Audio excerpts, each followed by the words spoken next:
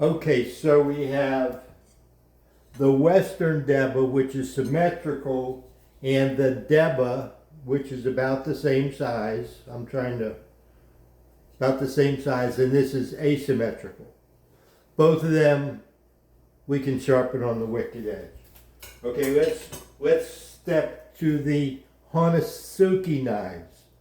The Hanasuki has the same type of situation, that it is flat on one side, and this one has like a roundness to it, whereas this one has a faceted edge bevel to it. It also has, this is some sort of a faceted grind. I don't know what you would want to call it, the primary grind, but it also has the edge bevel that we're looking to sharpen. Here's two examples of a Hanasuki, which is a right-handed knife because the flat side goes against the food. It's on your thumb side.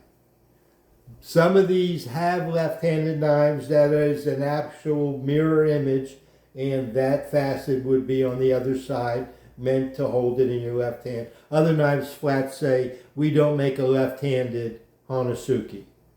And a lot of that comes from traditional knife and sword making, that there were no left-handed. It was just like this.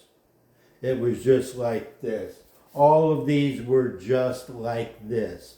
Some things have become westernized and modernized and changed to fit the demand of the market. So there's a market demand drive, there's a modernization, and there is the tradition all coming together, and we're trying to sharpen them all with a fixed angle sharpening system like Wicked Edge that clamps them and allows you to sharpen both sides simultaneously.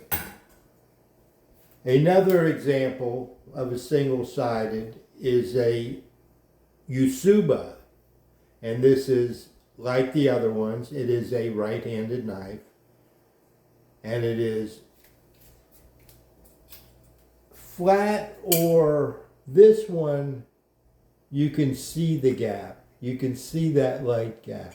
This is already getting into a knife maker that is traditional, that is still making knives in the traditional manner. And this is an example where the back here, you can see, is concaved, whereas in this style knife, the deba, that concave is, I don't know if it's gone away or it never existed. I don't know enough about the tradition of the different knives, and within the tradition of a Yusuba, there's different ways that different knife makers make them. And there's too many examples to look to see, do they all have that curve?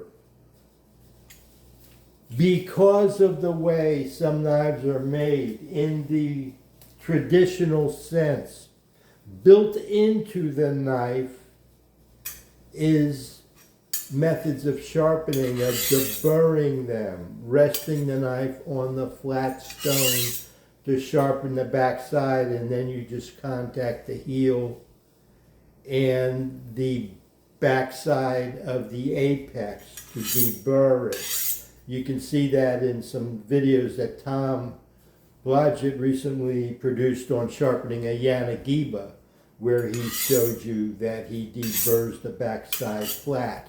With Wicked Edge, that's another challenge in itself, because I look to sharpen my knives, clamping them in a sharpening position that is repeatable and consistent from time to time to time to time. And I try to sharpen it start to finish, both sides of the knife, and strop it before I ever declamp the knife.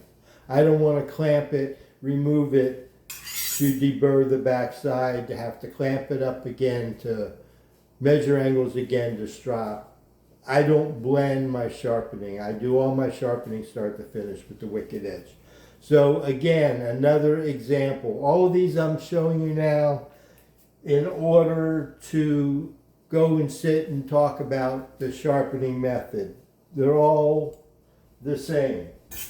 The last one I'm going to show you is a Yanagiba. And this is an inexpensive one, and if you look, you can see the difference. This one, this cloudy or matte finish, is a sandblast.